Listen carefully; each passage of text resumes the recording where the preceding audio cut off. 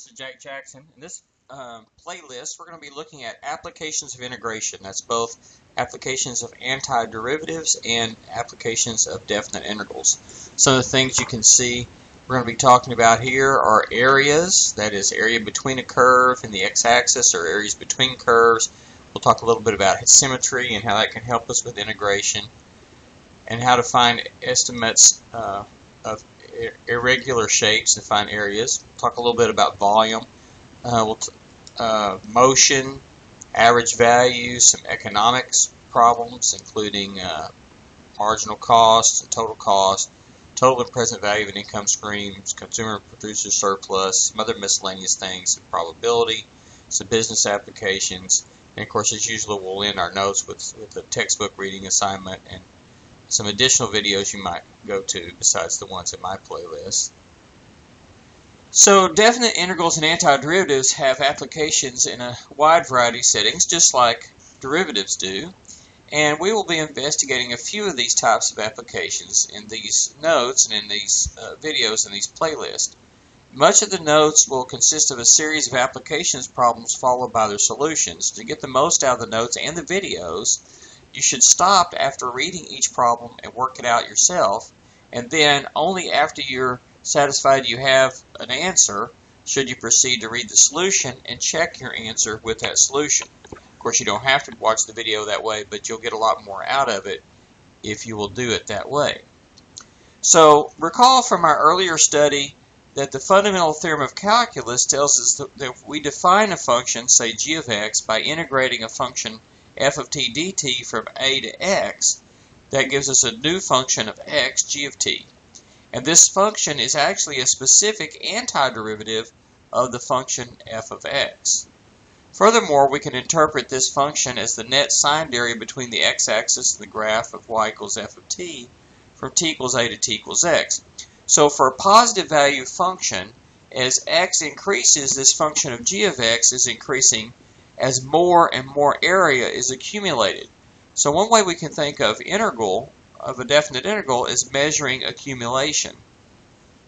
Turns out that many practical problems and applications involve studying things that are accumulating, and so integration can be applied to help solve some of these problems. So one way you want to think of this is derivatives measure rate of change and integrals measure accumulation. Now, also, if we interpret a definite integral, the integral from a to b of f of x as a net signed area between the graph of the y equals f of x from a to b and the x-axis, okay? If the function is above the x-axis, that area that's generated above the x-axis is added to the integral, and any areas generated below the x-axis are subtracted from the integral.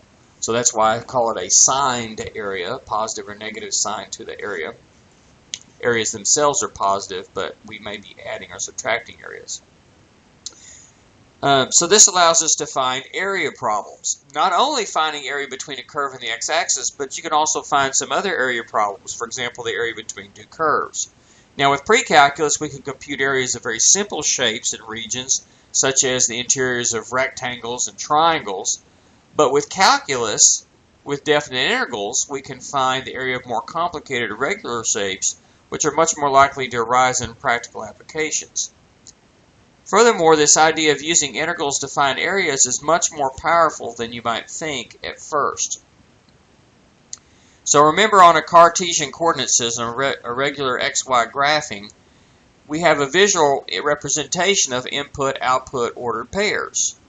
And we see the input, or x-coordinate, as a signed distance, or distance left or right, from the y-axis, horizontal distance, in other words. And the y-coordinate, or output, is visualized as a signed distance from the x-axis, or a vertical distance. Now, of course, together the ordered pair indicates a location in the plane, a particular point.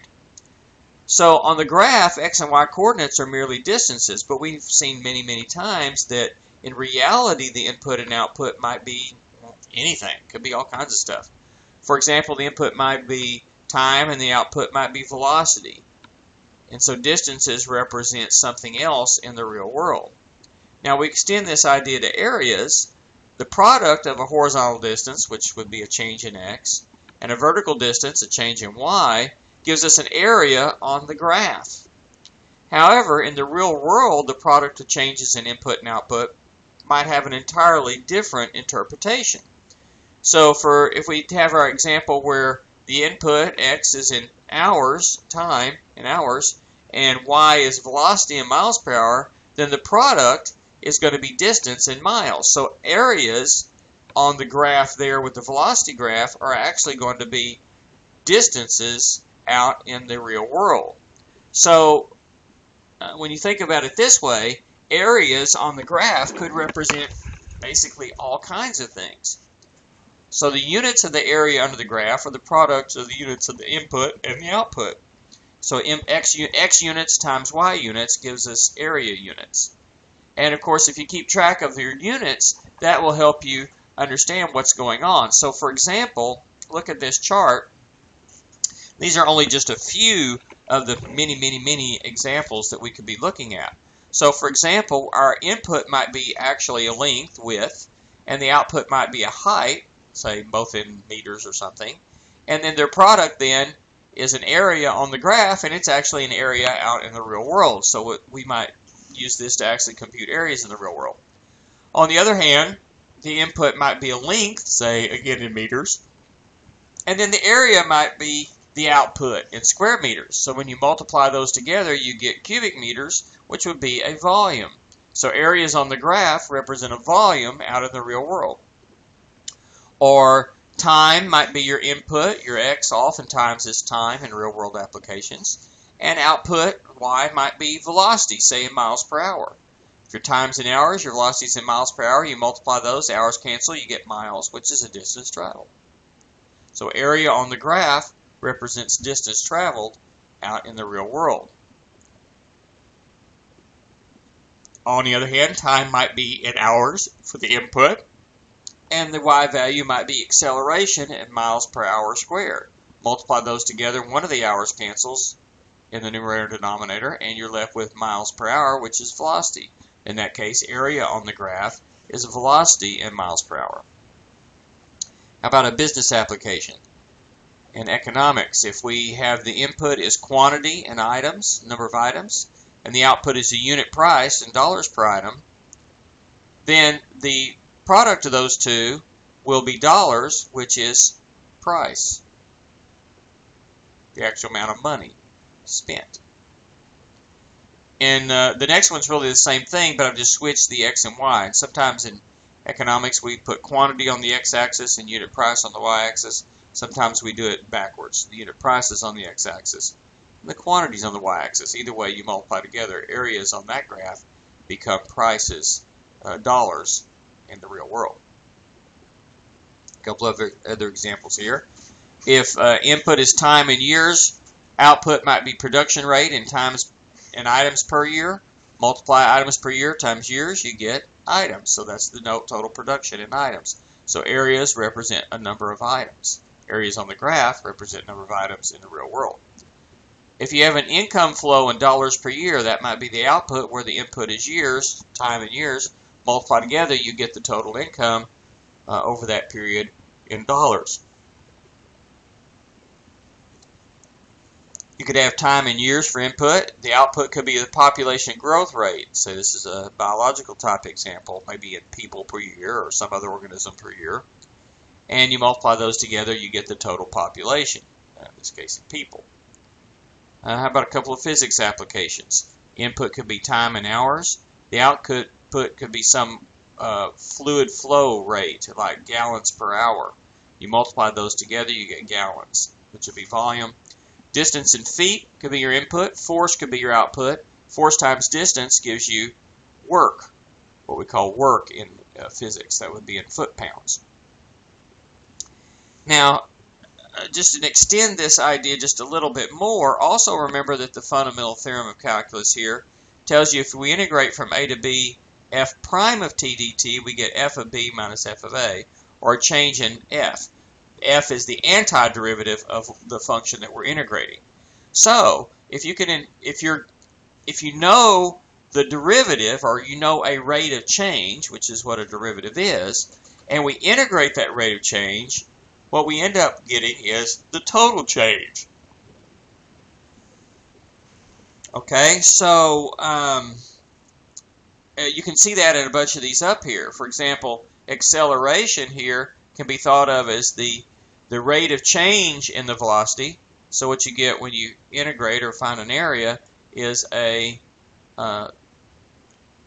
total velocity, total change in velocity. Or, here velocity is the derivative of the position. So when you integrate here, we get an area, which is a distance or a change in position, actually.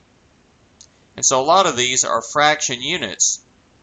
All these with fraction units here can be thought of as rates of change. So they are in fact derivatives here on the outputs.